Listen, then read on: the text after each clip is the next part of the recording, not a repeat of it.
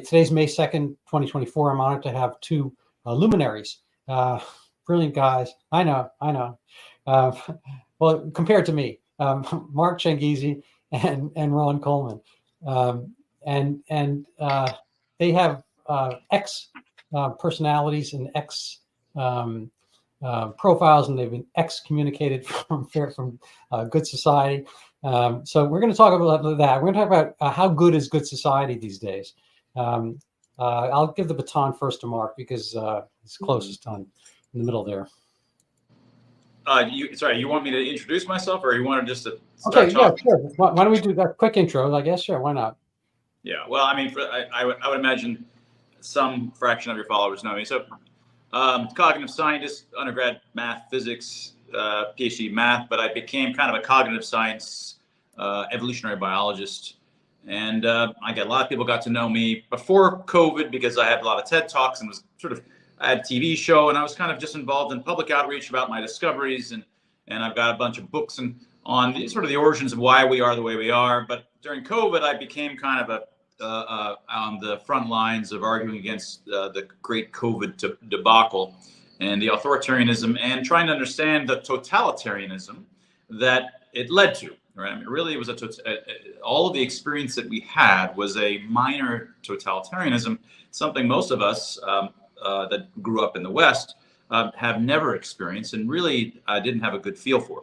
So the kinds of things that I study as a scientist are these sort of emergent phenomena, selection processes, evolution, how you can get lots of design and structure despite there not being a God that designed it or an intelligent designer. A lot of the things that happen with throngs of people, a lot of the stuff that happens at the socio-political levels have to be understood in those sorts of ways, and that's the kind of thing that I'm good at. So I became both on the front lines pushing for freedom of expression, freedom of just freedom and civil liberties, but also trying to understand these complex psychosocietal forces. Ron, I can't touch that. I'm just another lawyer. I do a lot of work in the freedom of expression area, and I guess that's perhaps one of the intersections. Actually, Mark's work is it encompasses many of the categories that have been avocations for me as a matter of interest since my days as an undergraduate.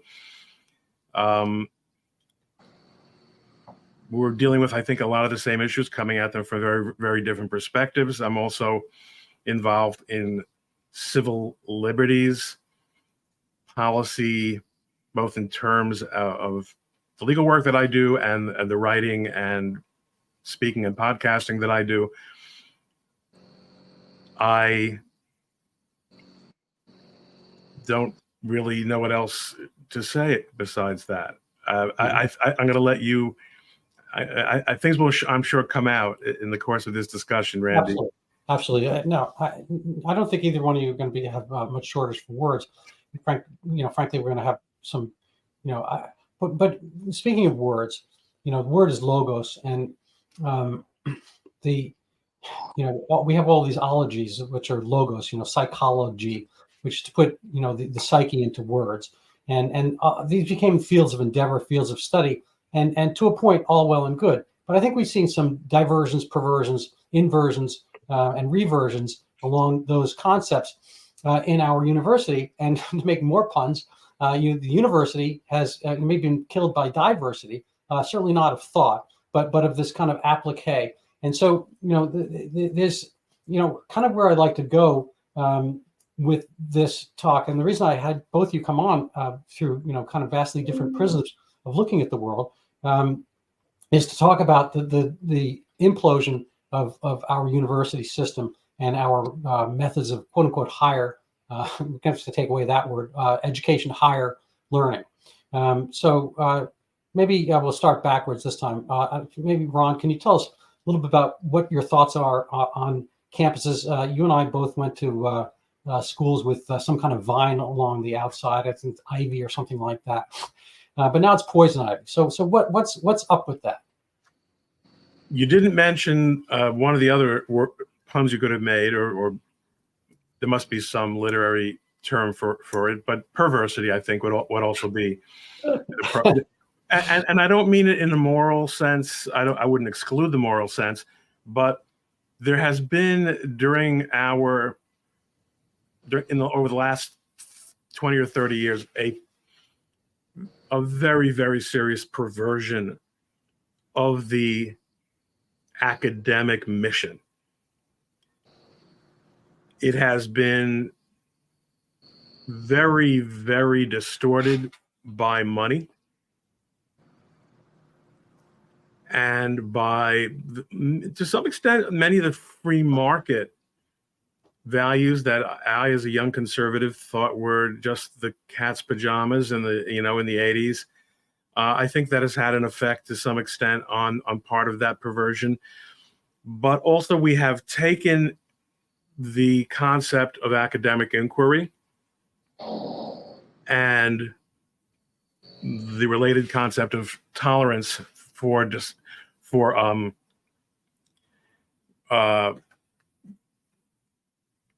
tolerance for opposing views, which is the only way you can make science, and not only science, but the only way that you can progress in any field of study.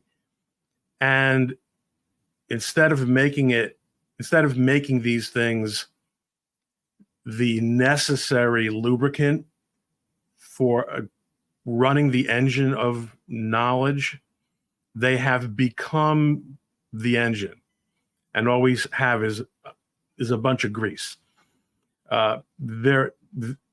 We have so fetishized the idea of inquiry that we have actually seen in these brand name academies that you allude to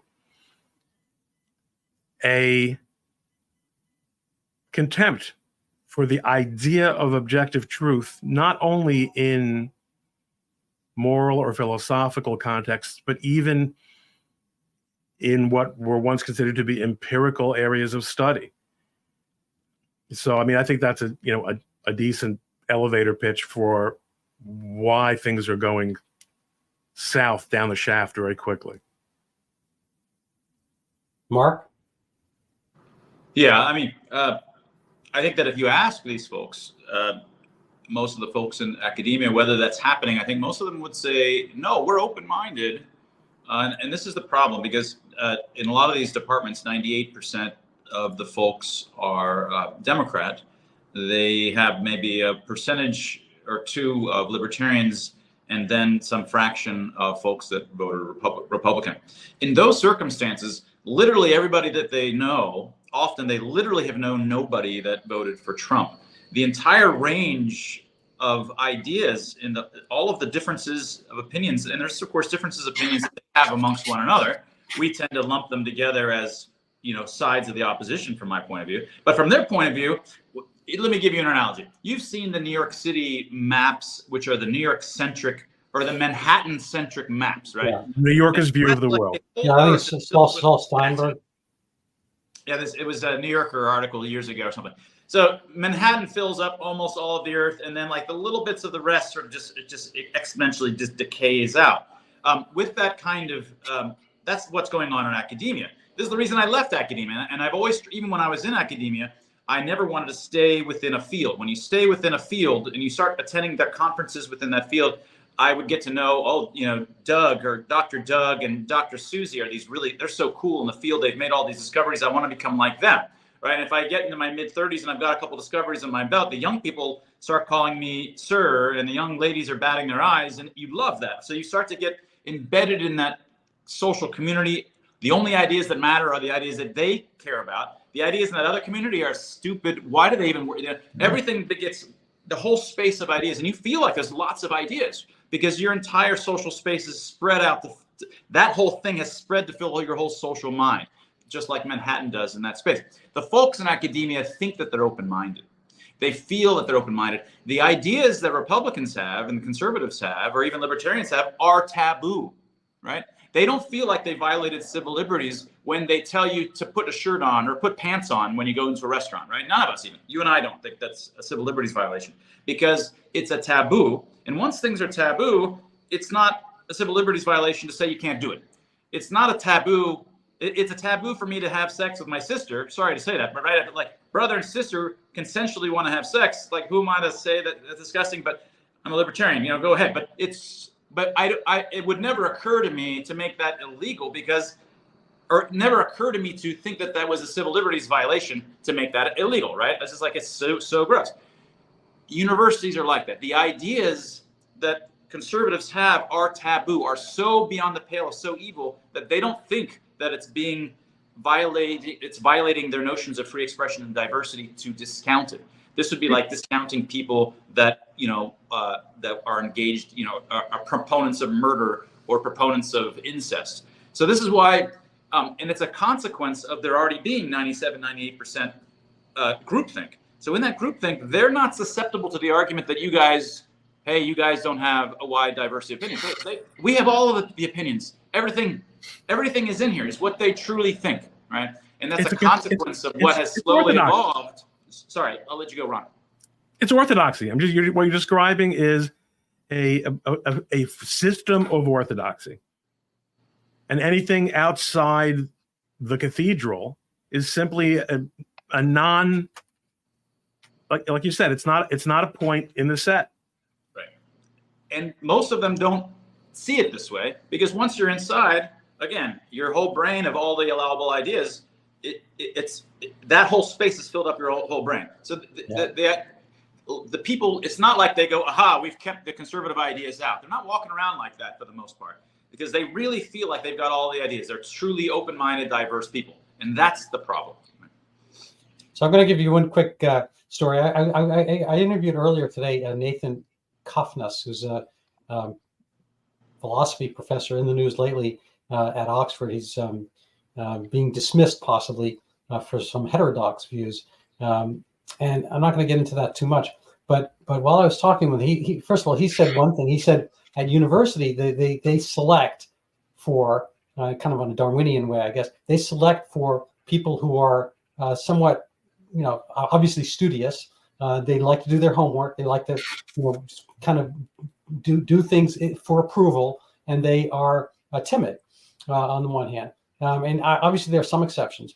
But while we were chatting earlier today, you mean for student admission or faculty appointment? He's talking about the professors. Okay.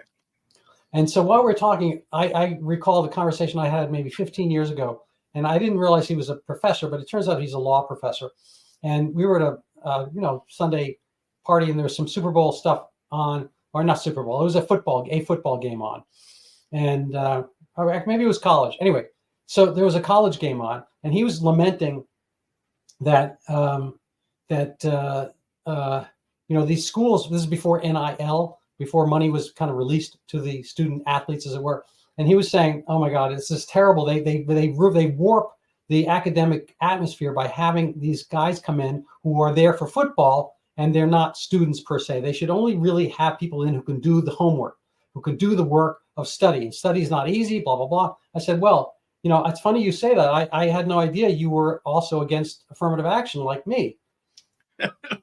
And he said, I didn't say that. I said, well, hold on a second. I said, I thought you just said you want people to go in based on standards of being able to do the work. He says, well, I'm not against affirmative action. The school should look just like the community. I'll say, oh, so people who apply to Dartmouth they should only be white because that's Lebanon, New Hampshire. And he says, no, it should look. He had his various criteria, but the genie was out of the bottle in a sense, and he couldn't quite get it back in. Law professor skills notwithstanding, and I think because he was a law professor, when I kind of mulled this over later, it's like he clearly has argumentative skills, yet has not come across this particular aspect of his own argumentation. And I think that's kind of I'm not saying it's a huge indictment of everything because it was just an anecdote, but I think there's to what you're both speaking of, or at least Mark in this sense, is kind of a siloing of information. Their university, their universe in the university is kind of like an MC Escher little ball you're holding in the hand. All right, but Randy, how much of that has changed since even the 30s and 40s? Faculties have always been there's always been a handful. Let's think of the American Academy, because in Europe there I think have been historical instances of universities being centers of reaction. But in the United States, certainly in the 20th century, or at least from the 30s on, I think, and I guess what I'm to some extent saying is once the Jews start getting really involved, in the university, in American scholarship, the vast majority of better schools have been very liberal places for a very long time. And something changed, though. Something has changed a lot very recently. And again, I don't want to say I don't care. I think a non-ideological or a non-politicized study of the humanities, of history, would be a great thing for America. But what scares me, and this is really Mark's bailiwick, is the idea that in the world of science, technology, and engineering, we're seeing a retreat from empirical scientific standards, even including in the medical arts, that would just be utterly unimaginable when we were undergraduates, or even, I think, 20 years ago, maybe even 10 years ago. Some straw broke the camel's back, Mark, because I think that orthodoxy has been in place in most of the schools that have mattered in American culture for generations. Well, it's certainly true that even in the 80s, when I was an undergrad, the students were constantly stealing the conservative newspaper and throwing it in the trash in the mornings. And yes. David Horowitz, or I think it was David Horowitz, was being boycotted, or they were trying to stop him talking. So these things are not something that's just in the 90s and in the 2000s.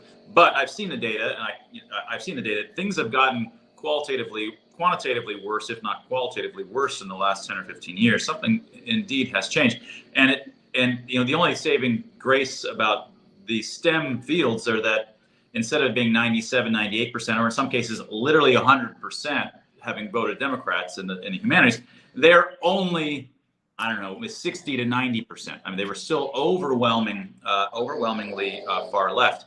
And I guess I would have typically thought that can't affect what they do, what they conclude, because ultimately it's very quantitative standards and rigor. There's all this rigor. But after COVID, you can see how that kind of assumption that I would have had, I think, if I had been asked, which I never really thought it through.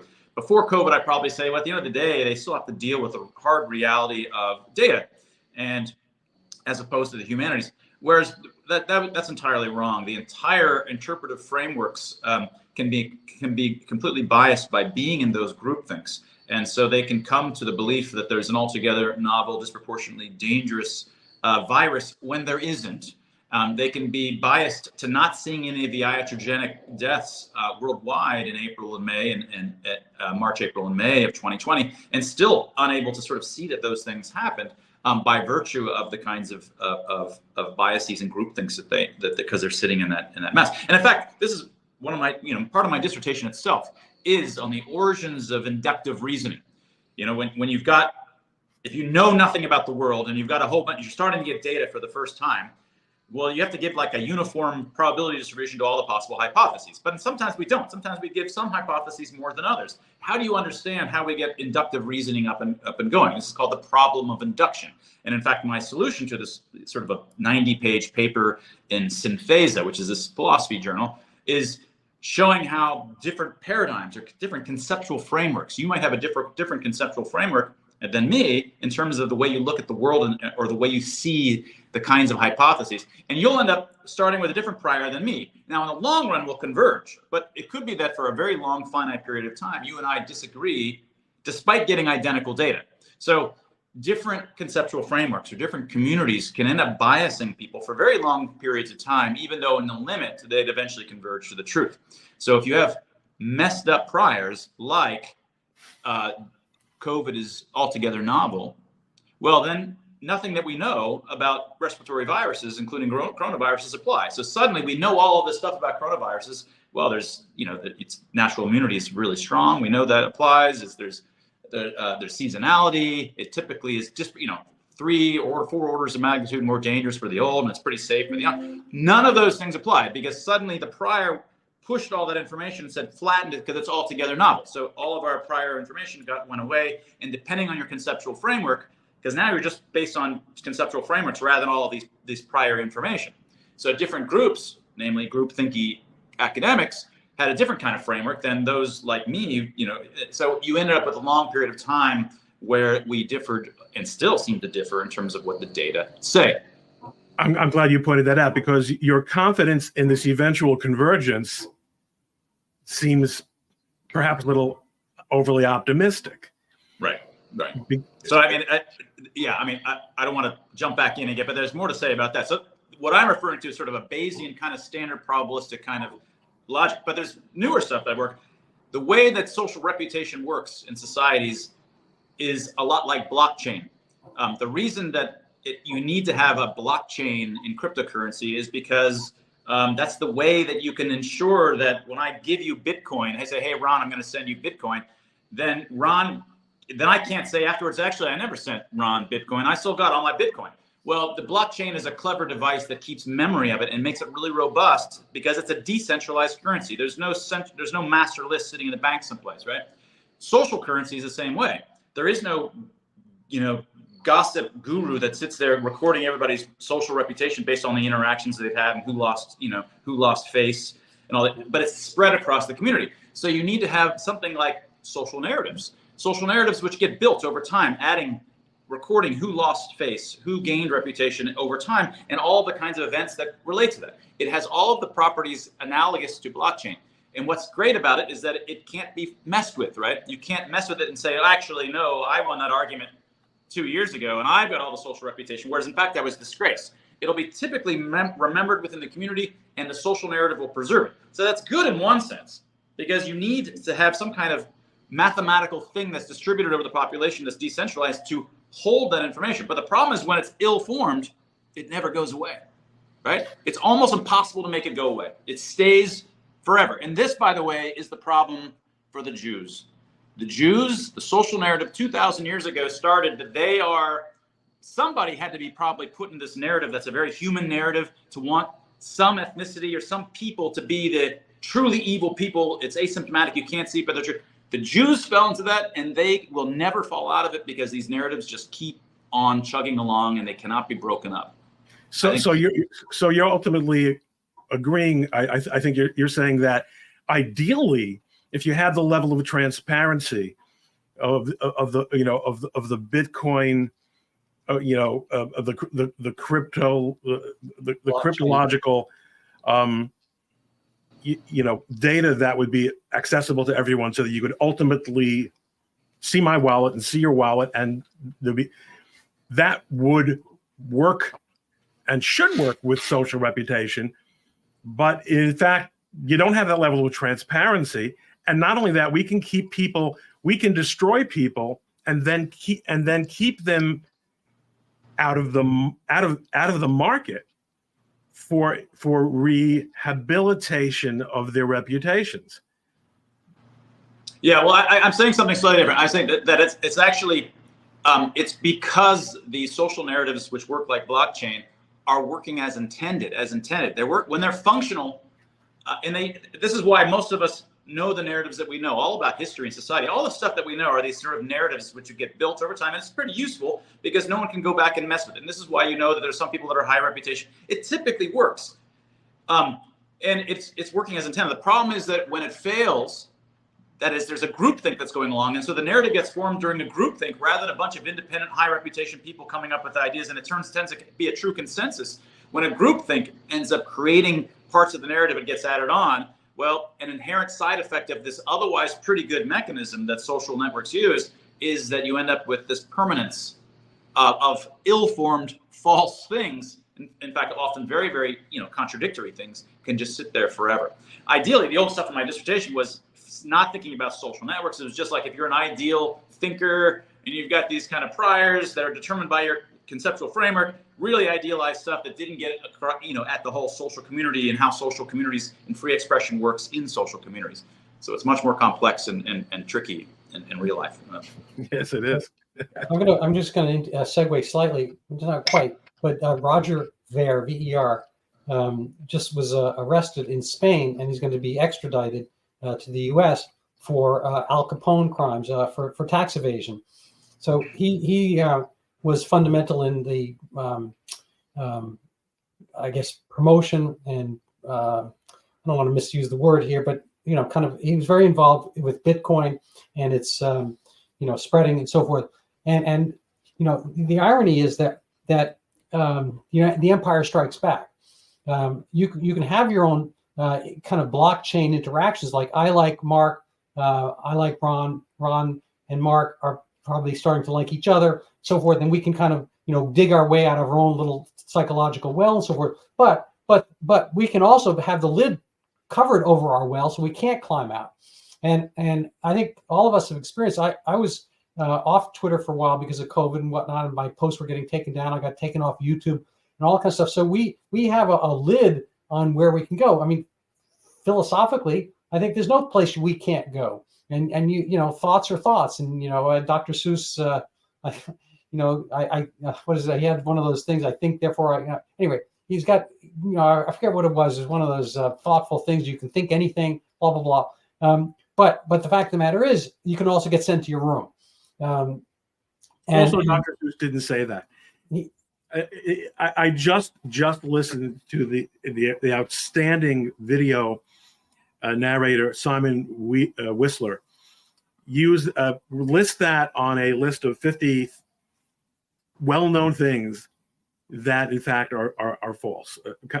It was the quote that you're referring to from Dr. Seuss, who was my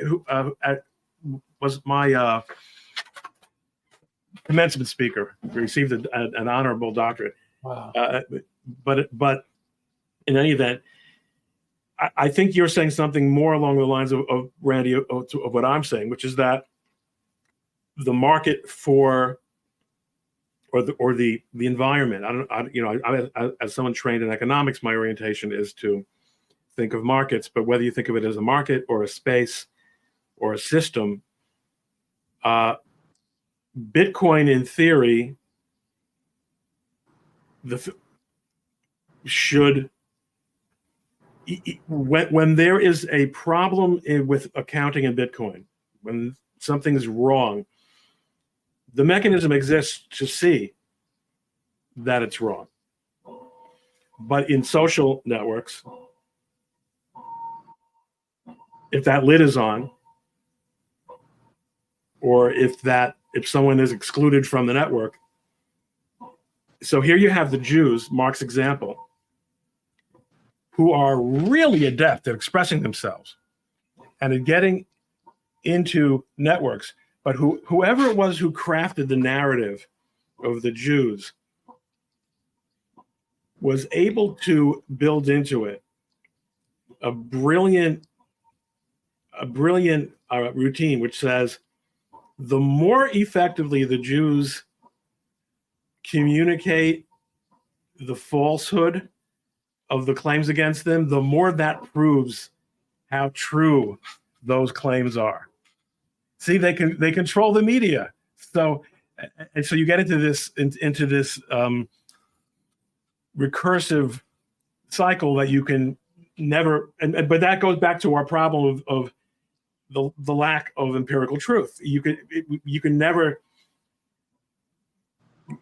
There are no standards. There's only. I mean, you have people. You have a Holocaust denial. Well, hell, Ike was there. Ike made them take pictures. Yeah, no. Ike was working for the Jews. Oh, okay. The Polish government, like since post-communism, they've been, because the Jews have all the money and the Poles like you can. This is now the same thing happens with colonialism and with white, white Christian nationalism. These are non-falsifiable premises, which, as we know, is the antithesis of a scientific hypothesis. If it's non-falsifiable, then we're not having a scientific discussion, right? But that's mostly that. Those are the kind of axioms that we're dealing with now in social discourse. Yeah, I mean, I presume that they've always been with us. Certainly during COVID, I was very early on. Even by April, there was hosts, and even March, I think, of 2020, hosts of folks on my side, the anti-lockdown side, which were like, "Oh, this was all planned, a big pandemic. This was all in the works for 20 years to make all these things happen." And I was one of the few people that I know of, that I'm still aware of, that was going out of his way to argue as much against the lockdowners, which was what I was known for, trying to snuff out these crazy ideas. Because those sorts of ideas, there's a pandemic to do a great reset, or to stick vaccines, which is going to be a minor genocide for us, or to control all of these different kinds of things. And at the end of the day, and this in fact is what happened, at the end, this is going to end up with the Jews. The Jews are going to be the ones that are somehow involved. And this is in fact what happened. The anti-lockdown community has split as soon as 10/7 happened. Most of those folks that were the pandemic types are the woke right. We call them now the woke right. They're the woke right anti-Semites who initially, this is all a psyop. They're just asking questions. They're just asking questions. Yeah. Right. This is all a psyop, whereas the progressives are say, well, it may have happened, but 75 years, 75 years. Different kinds of distinct principles drive them, but they ended up in a horseshoe-like way, ending up with the same sorts of positions.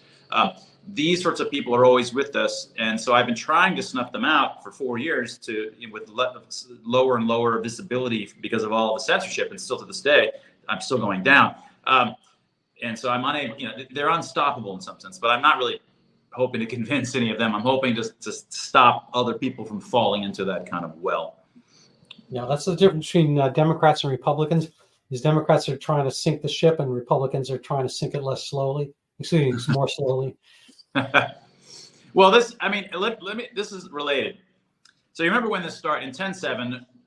So we've got all the universities, just for anybody watching this. Like right now, the universities are all on fire, and there's all this fighting because there's all these, from my point of view, anti-Semitic, pro-Hamas, pro-Islamic Republic of Iran folks out there who are deeply confused and, in my opinion, deeply evil. But 3 or 4 or 5 months ago, when the initial university protests happened, being anti-Semitic, suddenly they were all brought to Congress or Senate, and they were all doing these Senate hearings, right? And so Claudine Gay was up there as one of the many university presidents trying to explain their lack of consistency on their safe spaces and university speech, because you can hardly say anything in these universities without being accused and kicked out and canceled, right? So what happened then? Well, suddenly Chris Rufo, who I don't really know who this guy is, but his name, suddenly he made the entire debate about Claudine Gay having done some plagiarism during her dissertation. I was like, okay, well, maybe we should get her for that some other time. But the entire conversation came about that, and I started doing videos and tweets. I was like, this is missing the point, folks. The point is the inconsistency of these universities, and you haven't solved anything. If you win this, then so what? We've won some debate that nobody's on the other side of. Nobody's out there defending. Everybody should be allowed to plagiarize. And there's no other side to this. No one cares. But everybody, all they wanted to do was do a witch hunt, which is what the woke left does. They felt blood, and they wanted to go witch hunt their opposition. Yeah, Rufo comes from that sensibility. I think he's a former leftist, and I'm all for Claudine Gay's being prosecuted for plagiarism, but it's kind of the Andrew Cuomo effect, where he kills. I put kills in quotes. He allowed danger to occur to tens of thousands of oldsters, popping them back into nursing homes with popping COVID cases back in and making those others susceptible. That was, as you mentioned earlier, the 10,000, 100,000 times more vulnerable population. And yet, when it came time to get rid of them over that, I think they did the leisure demand, the magic act of looking somewhere else. So it's all about his theoretically groping something. They always get you for something that's anodyne, relatively speaking, although it's Me Too-ish. They get you for something else because they don't want to talk about that other thing. They don't want to talk about the COVID deaths. And so it's always a matter of distraction. Right. So the actual conversation about the inconsistency of universities' speech relative to anti-Semitic protests compared to all the others never happened. It just failed to happen. Everybody was so excited that she lost her job, but still retained her $950,000 a year job, salary. Somehow they still felt that they won something. But now we can see over the last 3 weeks, the universities are 10 times worse in this regard. It made so the right is useless, in my opinion, in terms of actually engaging in the actual discussions. And they should have been humiliated at that time for their policies, their inconsistent policies about free speech. Instead, it all got sidetracked. The right ended up looking just as woke cancel culture as the left, and they ruined it. And Chris Rufo was brought up as a hero and run down the street by the right. When you say, I'm curious, Mark, when you say the right ended up looking as woke and cancel culture, are you talking about the House bill that passed yesterday, or are you talking about Mark Rufo? I was talking about 4 or 5 months ago during Rufo, and I haven't really I just sort of barely noticed. I didn't really understand what that was about. I don't like the idea of Congress talking about what's hate speech or what's not hate speech. I want to hear the crazy crap people are saying. I want people to be allowed to say it, because that's how I know who to lower the reputation of and to humiliate. There is, I had a relatively viral tweet yesterday. It just occurred to me sitting on an airplane coming back from California, which was, we don't need hate speech laws. Hate speech laws, first of all, are unconstitutional. Hate crimes, hate enhancements for what are otherwise criminal, I believe are unconstitutional as well. The courts haven't gotten to that point yet. But we have constant pandering from legislators, because executives refuse to enforce the laws that already exist to prohibit violence and property crime, because they've become so politicized. And legislators let them do this. And it's much easier to pass symbolic hate speech laws, like the one that passed the House yesterday, than it is to pass a law saying that no prosecutor shall be entitled to discretion with respect to prosecution on the following grounds. To actually address the problem with our law enforcement regime, which is at the root of so much of what we're talking about. We can't do that in the academy, but we can do it in the streets, and we can do it on the campus. No one will do it. It's much easier to I raise my hand and I'm in favor of freedom. I'm in favor of apple pie. Right. Yeah, I mean, we see, these things, create bad precedents, and it's just, they're just going to be taken up by some other aspect. You have to kind of let things percolate through, and I agree. I mean, there's been this great fallout. I think Marcus talked about it and hints at it in the freedom group from the lockdown days into these two camps.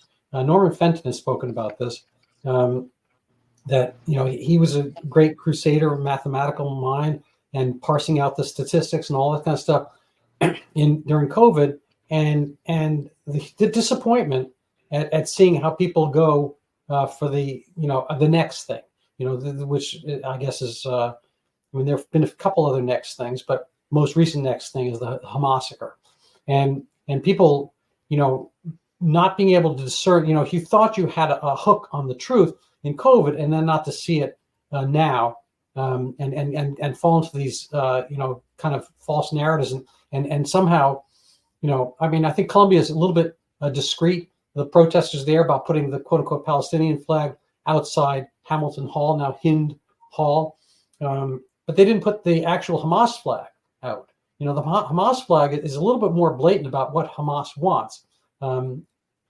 It's the standard Arabic writing. I mean, you see in the Saudi flag and other flags and so forth, but you also see it in Al Qaeda's flag and ISIS flag and all this kind of stuff. And it's like they won't put that one up. They're doing the tricolor, but not to see. Everyone's all hunting down the narratives and hunting down what the experts thought. And here the experts are all locked arm to keep, Jewish students from entering campus. I mean, who's the virus now? I think we've kind of isolated what the virus is. Well, Randy, I mean, there is something here that requires real analysis, which is the adoption of the COVID mask. Yeah, I was thinking exactly the same thing. As a method of disguise, of permitting what seems to really, it seems to be an anti-doxing measure, but it's not. In most cases, these people are identifiable, and they have frequently been identified. What the use of these masks does is it does several things. First of all, it puts the people who wear them on the right side. Masks are a trope in the culture wars for the people who want to do the right thing. And these people are adopting the mask. At the same time, masked demonstrators, yes, to some extent, they hide their identity, but they also add a factor of intimidation and threat. Regardless of whether you can ultimately figure something out, there's a dehumanizing aspect to removing the human face, created in God's likeness, that masks allow. And that is absolutely part of what is going on here. And I don't exactly know how we get from there to here, but it is creepy as hell. Well, and you're exactly right.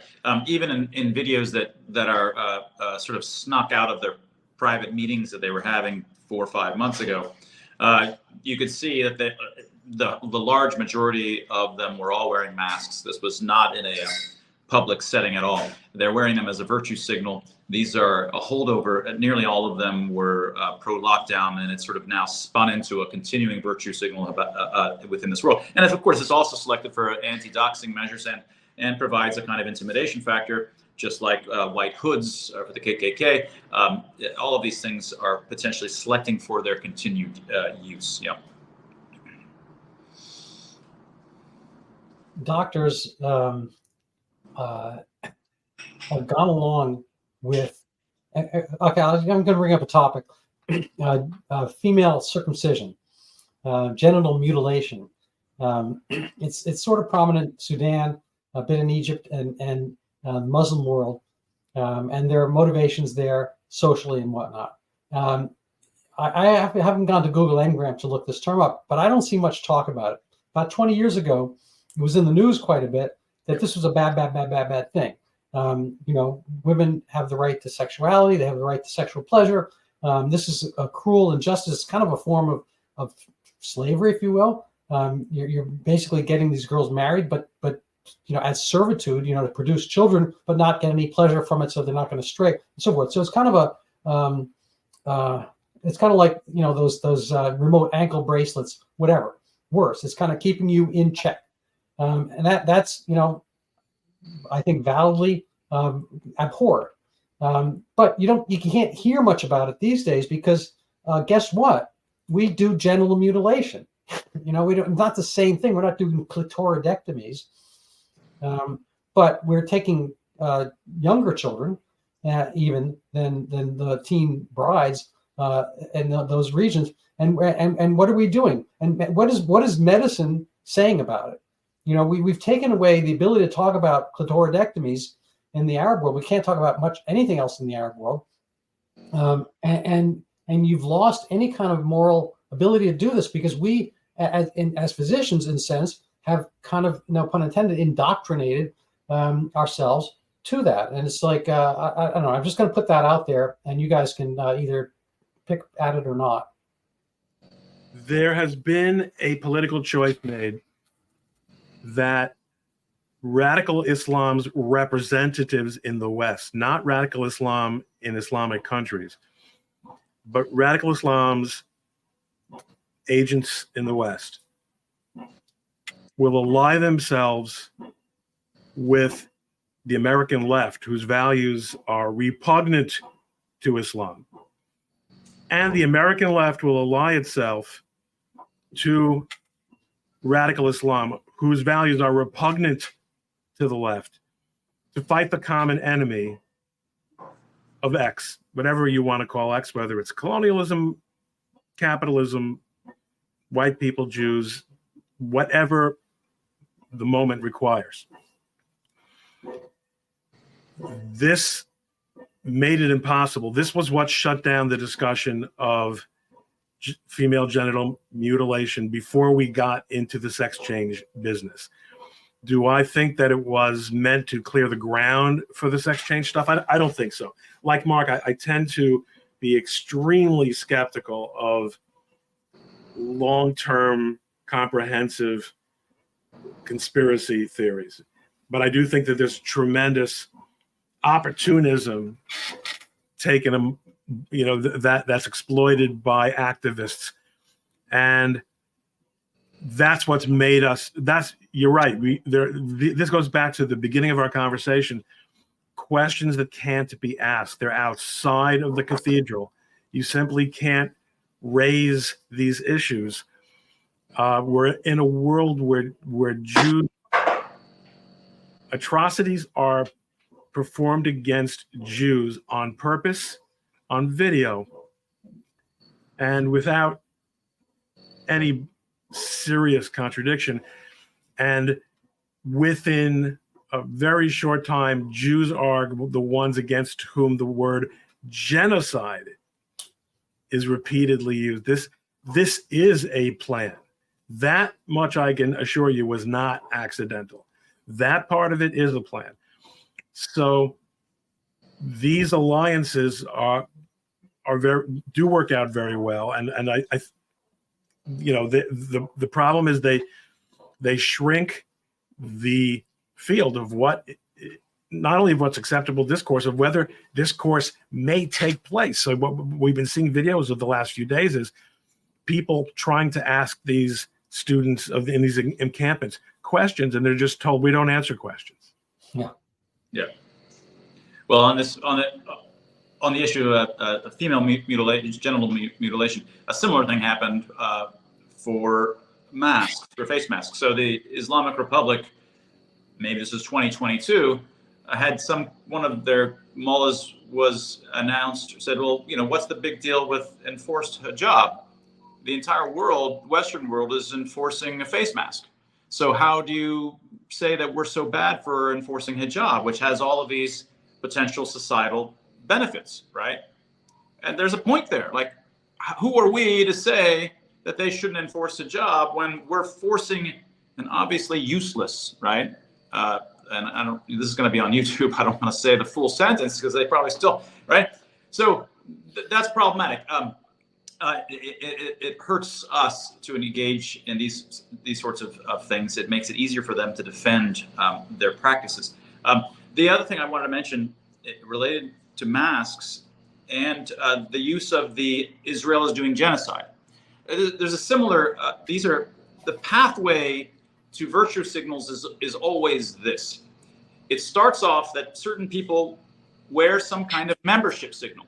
They either wear it or they say certain sentences. And those things that they wear are either random so that a normal person wouldn't be doing it, or they're almost bad for you.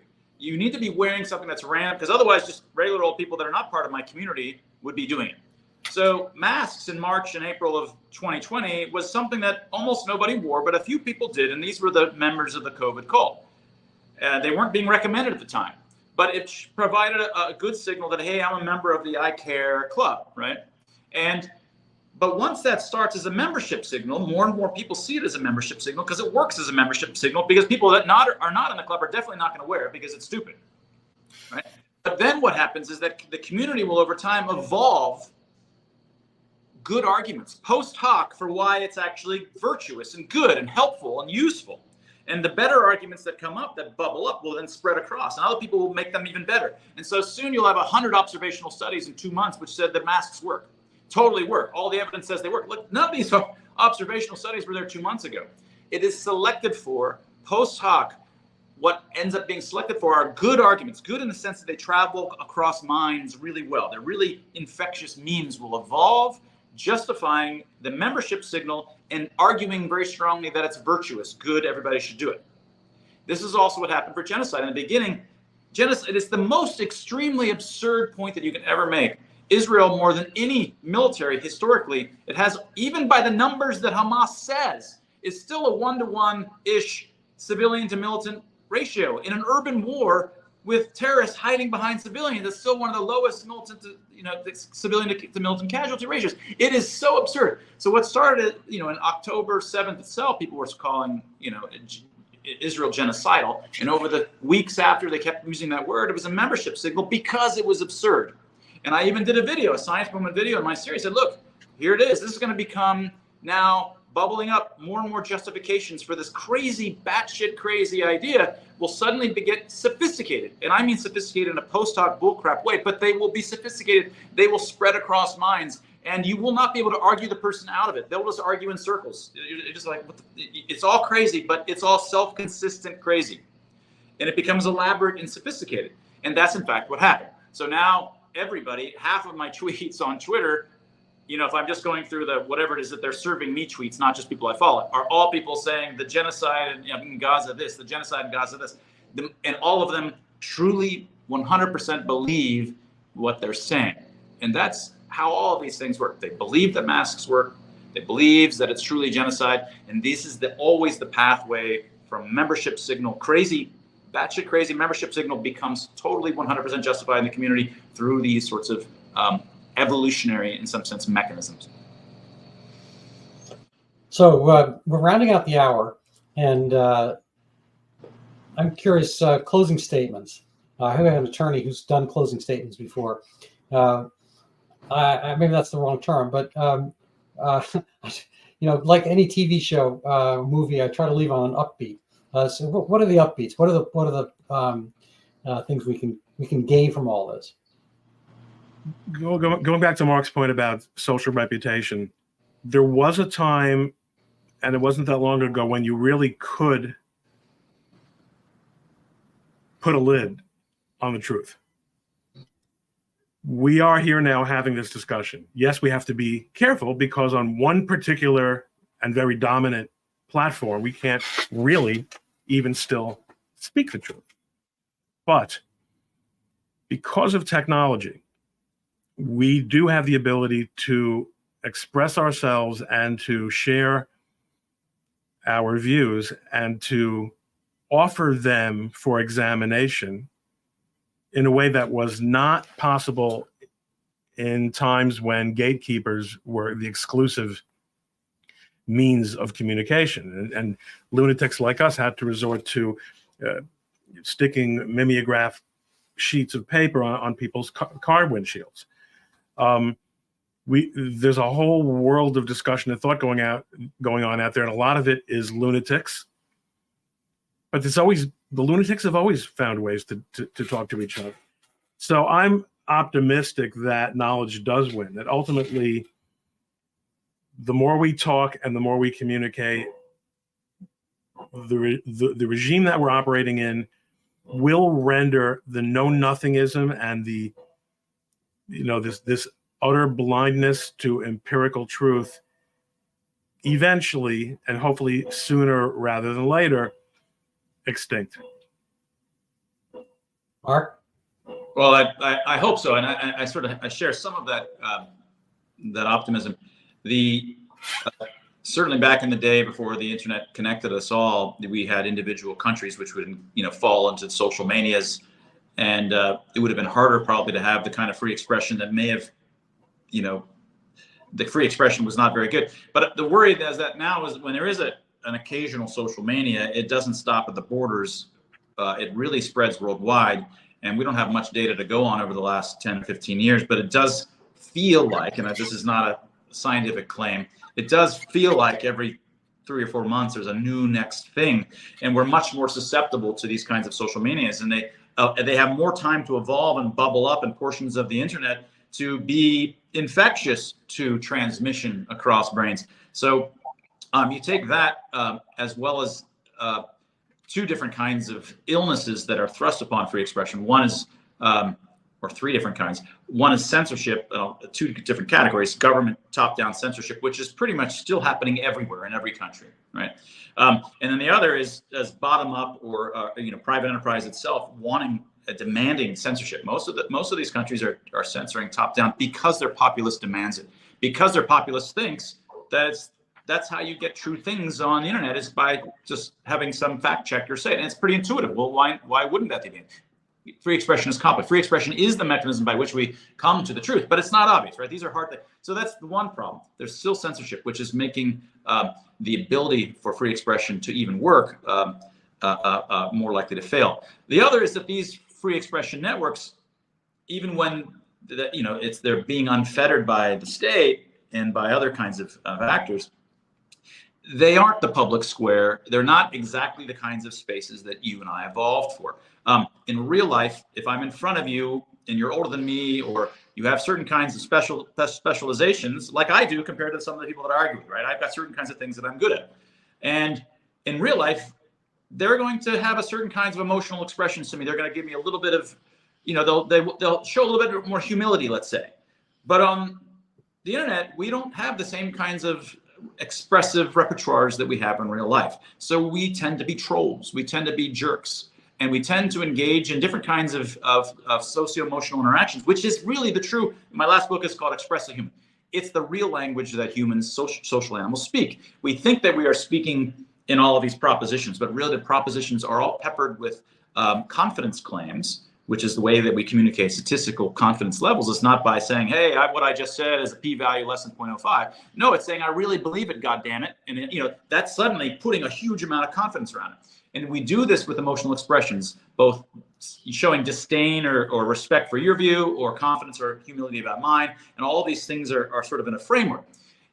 When free expression works well, it's because we have the ability to do these things to one another in a really effective way that the other person, if they absorb it, they immediately see these emotional expressions. And whereas on the internet, on Twitter and all these things, I think that in the future, hopefully they're trying to put little emotional expressions, like Facebook. You can pick like 6 emotional expressions, and we try to do more and more. Over time, the hope would be that they come up with better mechanisms to ensure that the kinds of communications that we have are the kinds that we're designed to have, which is really packing as much socio-emotional information in them as possible. Well, that's amazing. I appreciate your guys spending the time with me and the world, as it turns out, intelligent world. I want to just pop in a quick self-promotion here. People want to help support my efforts here. They can buy my book. It's even better if they read it. It's has some resonance for what we're talking about here, because the truth, such as it is malleable. Zika microcephaly. Zika is a real virus, and microcephaly is a real measurable syndrome at birth. But it just so happens one has nothing to do with each other. But that hasn't stopped people from carrying on for nearly a decade now about it. And there's $1 billion kind of bulwark of research and so forth. A lot of people are kind of feeding out the trough, as it were, and they still do it. And who suffers? The people who have to stay indoors, thinking a single mosquito bite is going to unalterably damage a cherished life within if they're pregnant. And so that's just kind of my foray. I'm working right now on this is again self-promotion stuff. I'm working on an article that's going to be in Brownstone, I believe, on the actual origin of the opioid epidemic.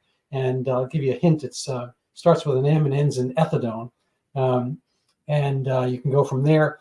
So that's kind of I've tried to Google this term, like whether anybody else has come up with this concept. But basically, the harm reduction aspect of bringing on methadone maintenance treatment to cure heroin addiction with methadone, which is as dopey or more so than heroin, is an interesting phenomenon. It has aspects that we see in COVID and whatnot. I'm going to leave it there.